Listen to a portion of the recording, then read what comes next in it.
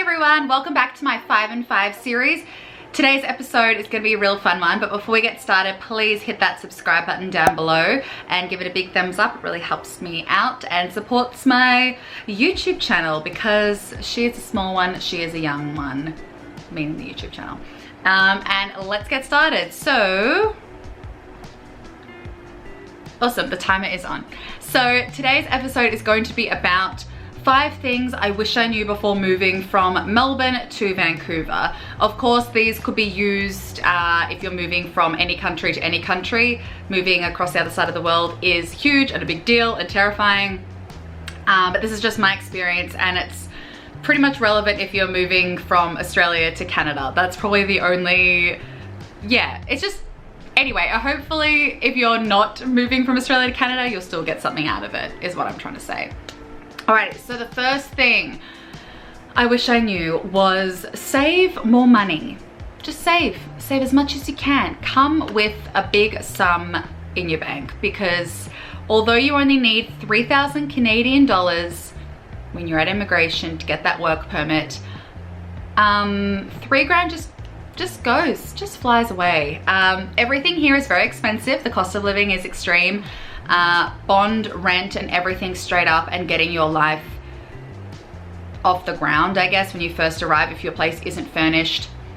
If you, are paying, I don't know, for whatever, gym memberships or classes or whatever, you're gonna need some savings, so come prepared. I wanna say, I don't wanna lie, but I honestly have the worst memory. I'm gonna say I had around 5-6 grand Canadian, potentially, when I arrived here in August. I had a lot more at the beginning of that year when I was working full-time, but I spent it all in Europe. Yay!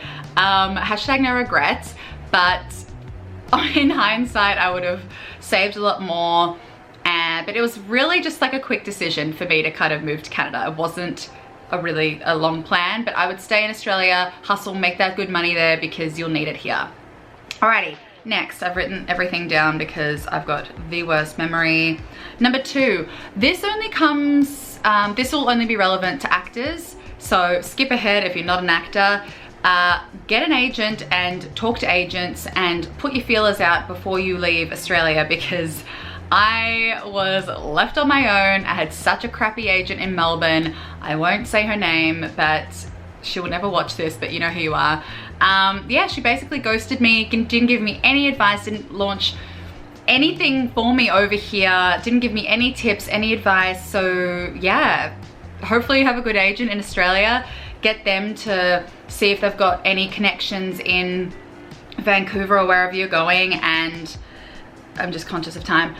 Get them to help you, because I had no help and it was really hard. It took me months to build up connections and get an agent to meet with me. So get your demo, all American scenes, no Australian, and use scenes like, yeah, just do your research. I'll do another video on that. Okay. Number 3, go on a holiday before making a permanent move here. I wish I had come to Canada previously to sort of see what it's like, so I wouldn't be, I guess, it's a bit of a shock with the wages and things like that. So know what you're getting in for before making a big move overseas, whether it's from Australia to London, Australia to Canada, or the US, or wherever. I think it's good to get a sense of the people, lifestyle, work, things like that. Just do a 2-week holiday or a month holiday before making a move overseas, because it's a big deal. And it's a long way, and it's a lot of money, and if you're not sure, you're not sure.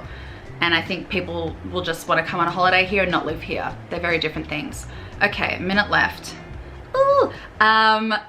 Just packing the essentials would be my number 4. So I didn't have things like slippers or my dressing gown or photos of friends, and just, you know, accessories like earrings or stuff that like are really personal to me would make my new home feel like home. So luckily I went home 3 times.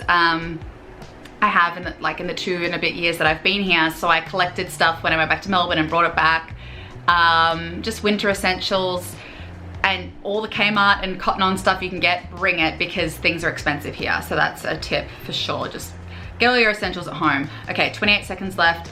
My fifth thing I wish I knew, I had this idea that Canada was going to be a lot more like the UK or like Australia, and I didn't realize how Americanized Vancouver would be. I know that we're only like half an hour from the border, but I just didn't think, I thought they would be so separate. I thought Canada was gonna be miles apart from the US, but it's scary how similar they are in different ways, and the wages that they expect people to live on here, ooh, is insane and really unfair for the work that people do.